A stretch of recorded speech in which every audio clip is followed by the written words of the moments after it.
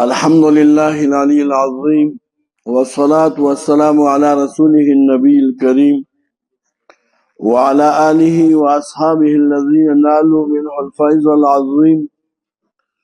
سبحانك لا علم لنا إلا ما علمتنا إنك أنت العليم الحكيم. رب اشرح لي صدري ويسر لي أمري واحلل عقدة من لساني يفقه قولي. أعوذ بالله من الشيطان الرجيم. بسم الله الرحمن الرحيم. سلورم عدد دالها أي يلتبس كما يلتبس ويا للدخول على الأمير. کله کله دا زمینداران خلک استاسو خېلی د زمیندارۍ په کپړو کې د کار او د صنعت په کپړو کې راشي په منځو ودرېږي والله اکبر. دې کې شک نشته چې الله زما استاد زړونو ته ګوري، زما استاد نیتونو ته ګوري، خو د ظاهري لباس به هم په کار دار چې دا صفایي ټیک د مونځ پکې کېږي ځکه چې دا جامې چې کوم دی پلیتې نه دي او طاهرې پاکې دي.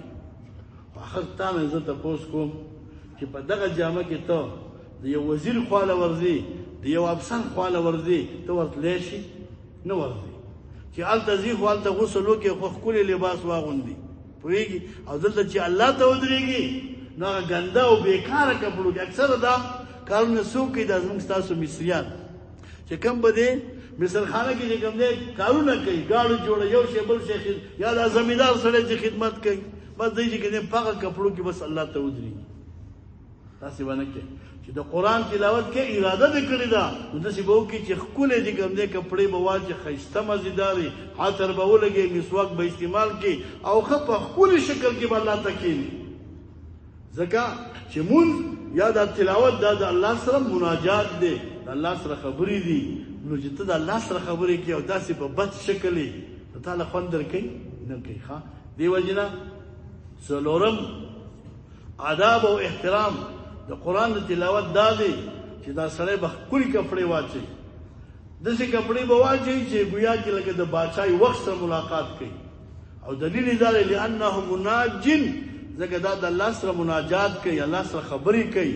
او چې یو سړی د الله سره خبرې کوي پکار دا ده چې دی د ښه صفایي د جامو په لحاظ سره په هر لحاظ سره صفایي ضروري ده. پنځم آداب او حرمت دا دی ښه ان یستقبل القبلة لقراءته. ان یستقبل القبلة لقراءته په وخت د ضرورت کې خیر دی.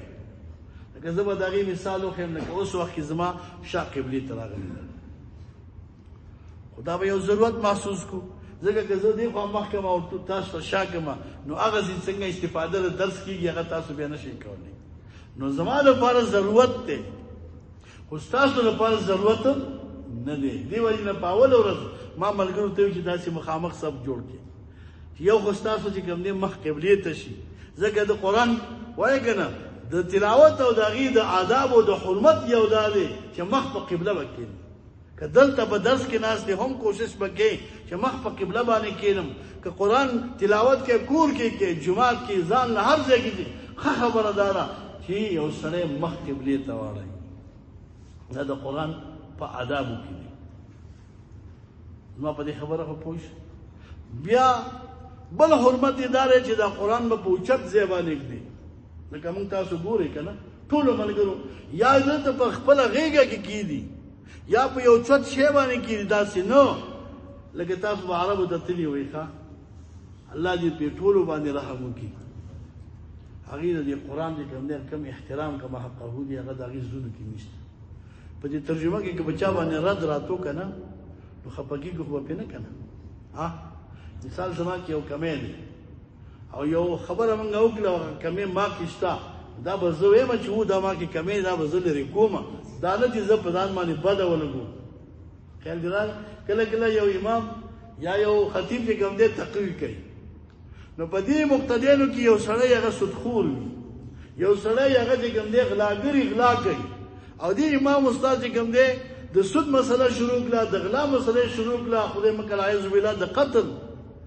نو دغه سړی به دا نه وایي چې دا ما ته وایي واقع چې تا ته وایي ځکه تا کې دا صفت شته. نو کله کله په دې بعضې مسلو کې سړي باندې رد راځي نو دا رد چې کوم دی وایا په دې باندې خفه کیږو ځکه چې دغه د نقصان شته یعنی واقع په عربو کې د قران چې کوم حقه احترام دی غنښت قران براواخي داسې داسې وښتا زمکه ته وایي هیڅ قسم روا به خلې کې تلاوت کوي ته مخې ته بکیږي به بده په منځ شروع کی ما په دې خبره پوښ الله دې موږ او تاسو د بی حرمتۍ او د بی ادبۍ نه وساتي بی ادب محروم مګش اسپاس دې رب چې کوم سړی وایا چې ادب نه دا به د الله د فضل نه چې علم دې دا محروم کیږي په تاریخ کې تاسو بی ادب سره وګورئ کله علم کړي او زبر جرم درک موږ او تاسو به اول د ادب او د احترام خیال ساتو چې د خپل قران د خپل کتاب خو د زړه احترام وکړو او باقي دغه د آداب خیال وساتو دی وجنه امام قرطبي رحمه الله په خپل مقدمه کې لیکلي چې په دې قران باندې پاسه شی نګدي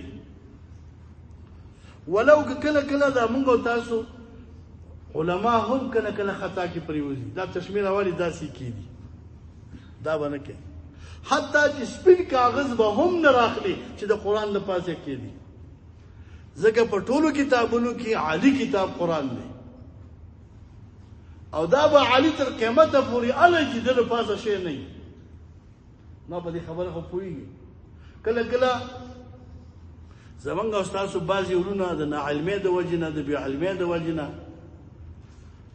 دا خیال نه کوي کتاب راواخلي د قران د پاسه کیږي دا یو خپل ترتیب علماء لیکلی دی قران باندې کوم نه د ټولو کتابونو د پاسه په دویم قدم کې د احادیثو کتابونه دي بیا د احادیثو کتابونو په خپل مابین کې هم یو تسلسل د مراتب ده لکه امام بخاری رحمه الله امام مسلم رحمه الله په دې مقام الله وچت کړی دی نو په دې بل کتاب نه دی دریم قدم کې چې کوم نه د فقہ کتابونه دي د فقہ کتاب باندې باندې کوم نه د معقولات د منطقي کتابونه نه دي چې قطبی کې راخي چې د هدايه د پاسه دي خدای مکه چې کوم نه بخاری راخي چې د قران د پاسه دي یا تفسیر دی راخیسته د قران د پاسه نه په قران به هیڅ شي نه دی حتی یکون عالیا الی یوم القیامه چې تر قیامت پورې دا عالی پاتې شي ان شاء الله که د دې آداب او لحاظ وکړئ شو موږ تاسو ته الله پاک کوم دی علم راکړي علم د الله نور دی او دا چې کوم دی بیا د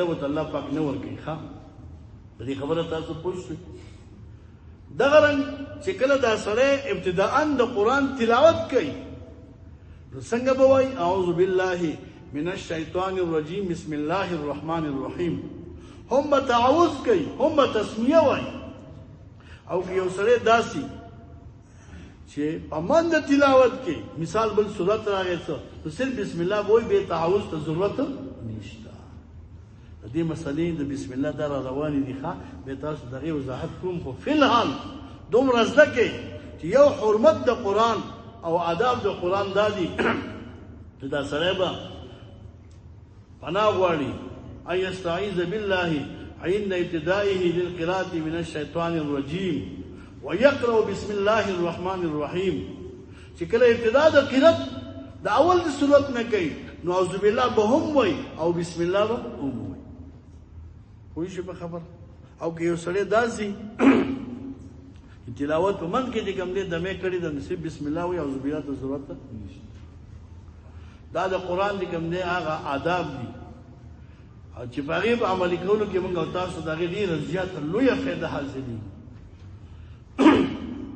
نو قران د پاسه به شي نه دی بسم الله بوای اعوذ بالله بوای ډیر په خشوع او خضوع سره به د قران تلاوت کوي دا څه باندې کې چې کله تلاوت بس کی تاسو خبرې شروع کی او بیا شروع کی تلاوت دیغه څوک راشي ټلیفون راغی السلام علیکم قران دې دغه څه پرکې دا باندې کې دا چې کله د قران تلاوت کې او تلاوت دې بس کو نو قران به داسې کلاو نه پرې دی قران به داسې بند کی بیا خبرې کوا سلام کې کار څه کې کوا خو قران به کلاو نه پرې دی الله دې موږ تاسو په دې آداب باندې عمل راکړي مختصر متوي آتش آداب دا کوم دي علامه قرطبي رحمه الله په خپل مقدمه حکیم ترمذی کې نقل کړی دي آتش والا کې ټول ویان تاسو بیا خبره د نو دقیقې ځکه دا خو 2 میاشتې کوم دي 2 میاشتې وایا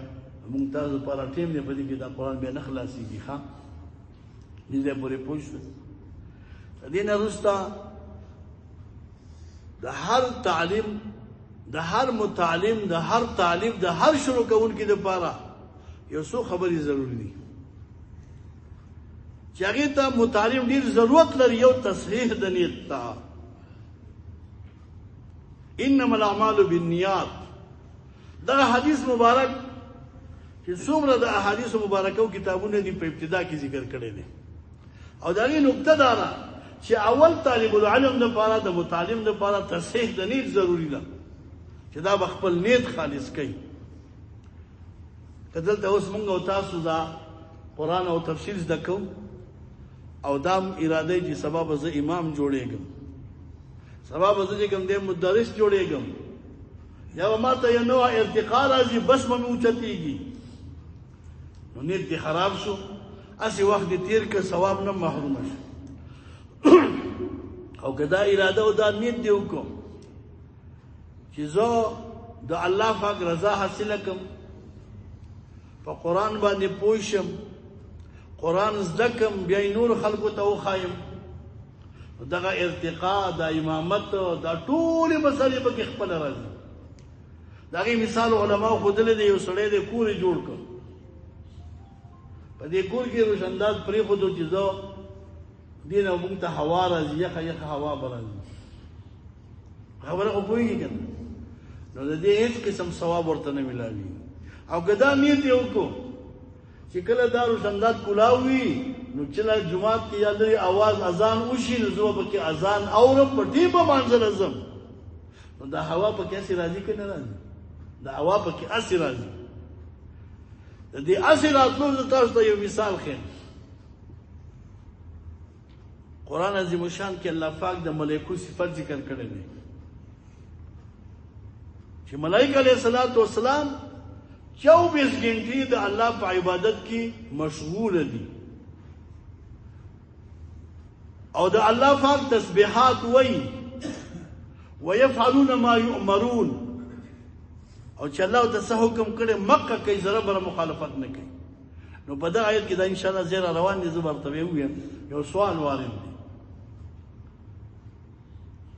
چې دوی کله کله په یو کار باندې مشغوله کیږي لکه مثال په طور باندې عیسی اسلام الله راولېږي چې د پلاني ملګري نه چې کوم دی روح واخله نو دا په دې باندې مشغوله دی که نه دی نو دې وخت کې تسبیحات وایي که نه وایي دا خو بیا مصروف شو په دې باندې نو د هغې لپاره مثال ښودلی دی وایي د ملایکو علیه السلام تسبیحات او د الله عبادت کې شغل داسې دی لکه مونږ او تاسو ډوډۍ خورو اوبه څښو عبادت تلاوت کوو دا مونږ ساه اخلو که نه اخلو په وخت د خوراک کې مونږ او تاسو ساه اخلو که نه اخلو نو دغه عبادت د ملایکو نه داسې صادریږي لکه زمونږ او ستاسو ساه اخیسته تنفس په دې خبره خو تاسو پوه شو نو کله کله په دې نیت سره سړي ته ثواب ملاویږي نو مونږ او تاسو لپاره ډېر ضروري هغه دا ده ان یصحح نیته ولې ځکه که د سړي نیت خراب وي نو ثواب ورته نه ملاویږي او دا سړی به د دې نیت کوي ښه چې ما څه علم کړی چې په دې باندې زه خلکو ته فایده ورکړم د خلکو ته چې کوم دی پیدا ورسومه دا علم حاصلول هم د هغه چا نه پیدا چې چا نه دې حاصل کړه او هم هغه چا نه پیدا چې چا حاصل کړه او بیا بل ته ورسوه متصحیح نه دا ډېره ضروري ده دیم متعلم دپاره دا ضروري ده چې په ده باندې اراده وکړي او نیت وکړي د منفعت د مخلوق چې زه قرآن زده کومه نو بیا به چې کوم دی نور خلکو ته ښایم چې خلکو ته پکې پیدا ورسي رسول الله صلی الله علیه وسلم فرمایي خیر الناس من ینفع الناس په ټوله دنیا کې بهترین خلک هغه دی چې خلکو ته فایده ورکوي نو ده به په خیر الناس کې راشي او په دې نیت باندې به د چا پیسې نه لګي ښه نه پرې وخت لګي بس دا صرف چې کوم دی د زړه هغه حق دی مصمم دی کلک عزم چې یا الله نور هیڅ غرض نه لرم خالص دا مې خدای مقصد دی چې ته راته خپل رضا راکړي علم حاصل شي او خلکو ته ورسوي تقریبا ډېر وخت کېږي زوړ انقلاب د مجاهدینو په دور کې موږ یو ځل مدرسې نه جهاد ته راتلو. زموږ یو استاد محترم الله پاک دی الله ژوند کې برکتونه واچي، اوس هم ژوندی دی. موږ ته یې وایي تاسو ته به خامخا په لاره کې شیطان مخې ته کېږي، قسمه قسم وسوسې به درته اچوي چې غنیمت به واخلم او زه به چې کوم دی غازي شم او دا به وکړم دا به وکړم. د هغې د دبې لپاره تاسو ته علاج دا دی چې استغفار به وایي. او واقعي دا مشاهده هم ده او تجربه هم ده چې کله شیطان تا ته وسوسې راواچولي نو فورا وایي استغفر الله تعالی ربي من كل ذنب واتوب الیه. په دې استغفار سره د الله په قدرت باندې دا وسوسې ختمېږي. دې وجې نه اوس وخت کې به هم تا ته شیطان وسوسې اچوي چې ما دا قرآن زده کړه، دین مې زده کړه چې دا د 40 امور نه عبارت دی، بس زه خو لاړم ملا شم، زه خو اوس عالم شم ځکه ما دین زده کړه. دې وخت کې دا شیطان تا چې کوم دی دوکه کوي چې ځان باندې مغرور کېږه مه پوهېږي په خبره باندې. علماء دا مسله ذکر کړې ده، وایي العلم 3 اشبار. وایي دا علم نه دی، وایي دا 3 ولیشتې دی. علم څه شی دی؟ 3 ولیشتې دی. اذا دخل في الشبر الاول چې کله یو سړی په دې اول ولیشتې علم کې حاصل شي نو تکبره. که ستاسو خیلی ښه د فنونو کې بعضې علوم داسې دي چې هغه سړی حاصل کړي ښه نو سړی بیا ځان ته تمه پیدا شي چې هم چومن ډنګرې نیست، بس همداسې یم بل څوک نشته.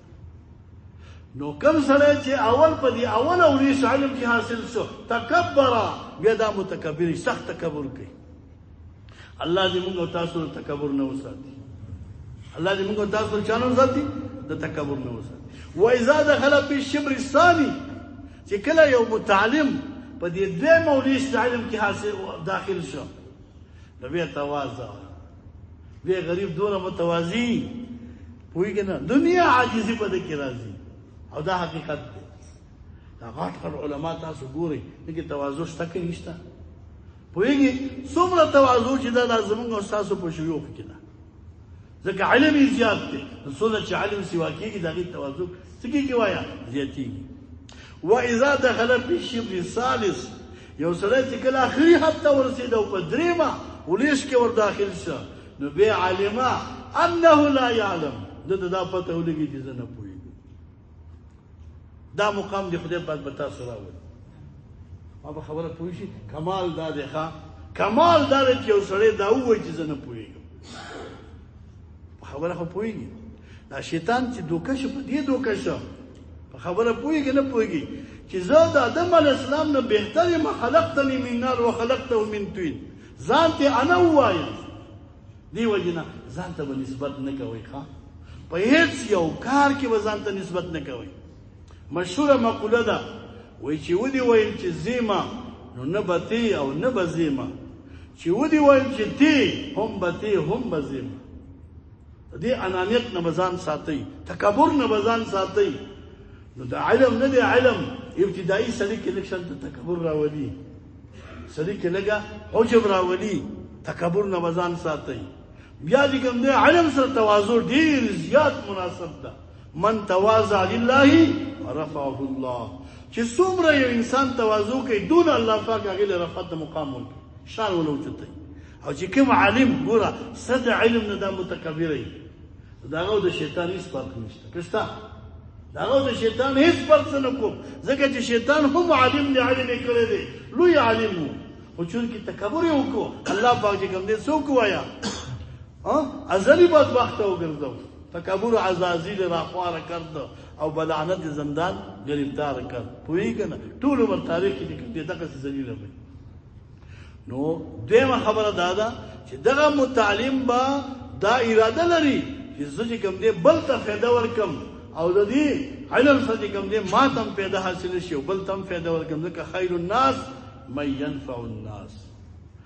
دریم نیت به د دې دا چې احیاء العلم وي، چې ته علم کې نو ستا مقصد به دا وي چې دا علم باقي پاتې شي. علم څه شي؟ باقي پاتې شي. ولې که ته علم حاصل نه کړې نو داسې یو دور به راشي چې دا علم به ختم شي. ذکر لأن الناس لو تركوا العلم لذهب العلم. که خلق علم پریدي او د قرآن تعلیم نه کوي ستا څه خیال دی علم ختم شو که ختم نه شو؟ د علم جنازه به وځي. ذکر رسول الله صلی الله علیه وسلم فرمایي تعلموا العلم، علم زده کوئ قبل ان يرفع العلم، مخکې دې نه چې دا علم د دنیا نه ختم شي. ورفعه ذهاب العلماء، د علم ختمېدل دا دي چې علما به لاړ شي. علما چې لاړو تا علم نه دی کړی نو د علم جنازه ووته. نو زمونږ او ستاسو به نن په دې ناسته او په دې درس کې وایه نیت دا یي چې زما د وجې نه الله پاک د علم تفسیر او د علم چې کوم دی ژوندی پاتې کړي او دلته د علم چې کوم دی برقرار پاتې شي. ځکه په دې سره چونکې وایي بقا د علم راځي. دریم څلورم دا دی چې موږ او تاسو د قرآن زده کوو، تفسیر زده کوو، اراده او نیت به همدا یي چې موږ په دې باندې عمل وکړو.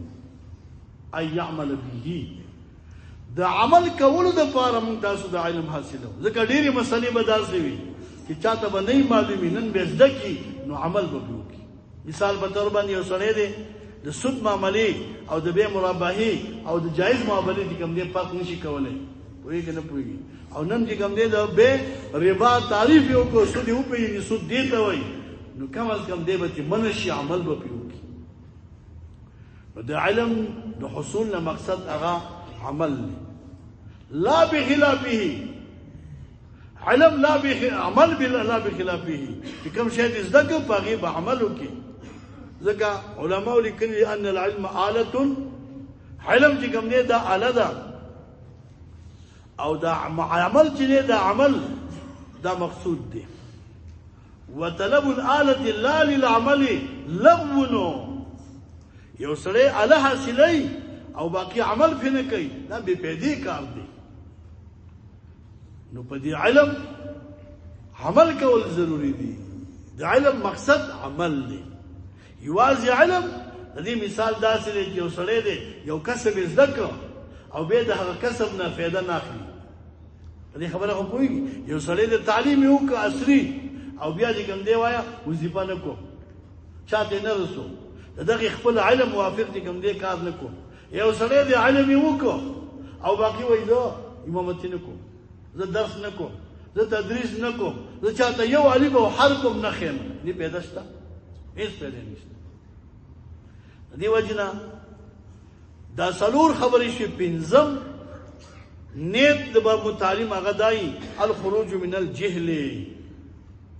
زه علم د دې لپاره کومه چې هغه جهل ناپوهي زمانه لرې شي او پوه چې کوم دی ما ته روا شي، چې زه د جهل نه راوځم، دغه تیارو د کندو نه راوځم او نور د رڼا ته راشم. دې خبره خو پوهېږي. ځکه الله ذوالجلال فرمایي هل یستوي الذین یعلمون والذین لا یعلمون. الله وایي دا دواړه برابر نه دي. نو زمونږ او ستاسو لپاره اول هغه چې کوم دی تصحیح د نیت ده او په دې علم او په دې تفسیر باندې همدغه اراده وي چې دا علم وکړو، چاته وښایو، خلکو ته فایده ورکړو، خپله پرې عمل وکړو او دا علم چې کوم دی بقا ومومي او زه د جهل نه راوځم او باقي چې کوم دی نور د ایمان او نور د چاته هغه رڼا ته راوځم. نو موږ او تاسو هم دلته او باقي چې کوم دی زمونږ او ستاسو قیادت او رهبرۍ هم د دې لپاره چې کوم دی دا تفسیر رایج کړی دی.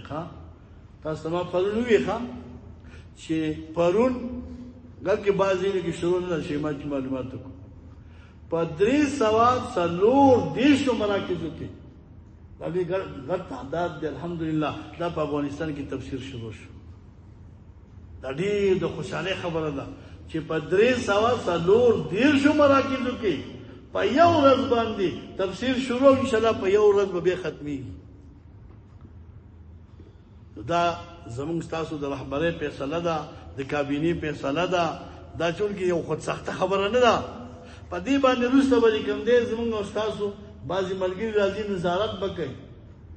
د هغې به څه کوي؟ نظارت کوي. زما او ستا زړي به ګوري، زما او ستا دا نظم و نسق به ګوري، زما او ستا چې کوم دی د عدد تعداد به ګوري چې آیا څومره ملګري ترجمه کې شریک دي، څومره نه دي. ځکه تاسو ته خو دا پته نه لګېږي که نه. د دې مرکز هلته چې کوم دی په جدول کې تعداد لیکلی و د پرسونل 2,500 او د شرکاو تعداد یې لیکلی و 800. څو لیکلي؟ 800. که ستاسو تعداد د 800 نه یو کس هم کم و، زه به راپور ورکوم یو ملګری به کې نه و راغلی، هغه بیا ستاسو ستاسو نه خامخا شکایت کوم به که نه به کومه. تاسو به دا شکایت رفع کوئ، هر یو به دا ځانه مسؤلیت ګڼئ چې روز دلته چې کوم دی د مرکز بدنامي به نه کومه، چې په یو ملګري هم د دې مرکز بدنامي کېږي. ستاسو څه خیال دی؟ دا به ښه کاري کې بند وي، نه سر خوځوئ او نه ژبه. تاسو ما وي یا سرونه خوځوئ او یا راته ژبه خوځوئ، زما د خبرې جواب راکوئ، بیا ګوره زه دغسې چپ پاتې کېږم.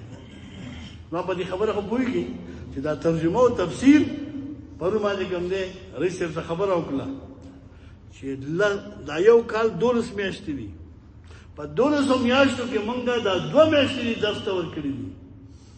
په دې وخت کې ستاسو دا نور تعلیم هیڅ حیثیت نه لري. په دې خبره خو پوهېږئ که نه؟ دا تفسیر دا د امیر المؤمنین حفظه الله حکم دی، دا وسعت چې څونه راغلی دا د هغې په حکم راغلی دی. نو اوس په یو مرکز کې د امیر المؤمنین صاحب حکم نه منلی کېږي، نو آیا د انجام به څه تاسو راته ووایئ؟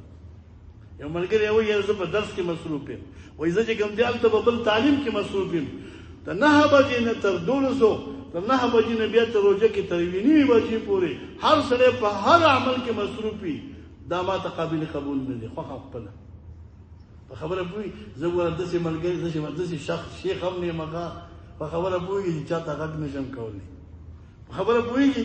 او باقي دې کوم دی یا یو خبره نه شم کولی، زه خپل حق تاسو نه غواړم. زما حق دا دی چې دلته به ټول راځئ، په خپل ټیم به راځئ. پرون تاسو خیر دی نه وي خبر، نن خو خبر وایي که نه؟ دا ملګري وروسته ولې راغی؟ خپل عذر راته ووایي. ځئ په خبره خو پوهېږي. دا څه ما څه خیرات خو نه دی کړی چې بس ته به راځې په ټیم خورې به بیا به ځې، دا خیرات نه دی. ښه په خبره پوهېږي. دا د ابتدا نه تر انتها پورې دا درس به تا نه تپوس کېږي. دا خو یو سلسله ده.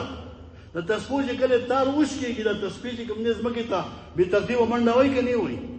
په خبره خو پوهېږي. دا درس چې کوم دی دا یو تسپو مزی دی، دا داسې علی ترتیب درس چې کوم دی ویلی کېږي. دې کې چې یو ملګری په یو ورځ قضا وکړه، د سبانۍ ورځې په سبق نه پوهېږي. کله کله به داسې شي چې موږ به ربط ذکر کړی د یو صورت د مخکې وروسته سره، او باقي سبا له به دې نه وي. دې به څه وایي؟ دا خبره خو پرون ما نه ده اورېدلې. دا مې صرف تاسو ته دې وي چې حاضري کوئ. ښه کوئ به که نه به کوئ؟ نه نه، یا سر خوځوئ یا ژبه خوځوئ. حاضري به کوئ که نه به کوئ؟ دې ته وایي حاضري. د دې نه وروسته مونږ او تاسو د مقدمې په شکل کې یو څو خبرې زده کوو. دغه خبرې چې تا ته زده یي، الحمدلله بیا ته کولی شي دا ووایي چې ما تفسیر کړی دی او زه په تفسیر کې حاضر یم. کم ملګري چې لیکل کولی شي، هغه د ځان سره قلم او کاغذ وساتي. په دې خبره خو پوهېږي. کم ټکی ولیکي چې پاتې شو، دته دا حق شته چې ما ته وایي چې شیخ صاحب دا ټکی ما څه ووایه چې زه ولیکم. په خبره پوهېږي. خو په خپل انداز او په خپل نمبر کې یو څو موضوعات دي، یو څو مباحث دي چې هغه زمونږ او ستاسو لپاره انتهایي ضروري دي. اوله خبره داسې به ووایي زده کړه دا خبره چې قرآن عظیم الشان نازل شوی دی په محاوره د خلکو کې. قرآن عظیم الشان نازل دی په محاوره د خلکو. په دې دنیا کې علماو کتابونه لیکلي دي، په هر فن کې لیکلي دي. بیا د هر کتاب یو نقشه اجمالی هغه مصنف ښودلې ده. نو راشي په محاوره د خلکو کې د کتاب چې کوم دی نقشه اجمالی دا ده چې اول کې مقدمه ذکر وي، چې کوم علما دي طلبا چې په دې پوهېږي. په دویم قدم کې مطالب وي، په دریم قدم کې خاتمه وي. بس دا د ټول کتاب خلاصه ده. چې کله مدرس درس کوي نو هلته ووایي د دې کتاب یو پکې مقدمه ده، یوې مطالب دي، یوې خاتمه ده.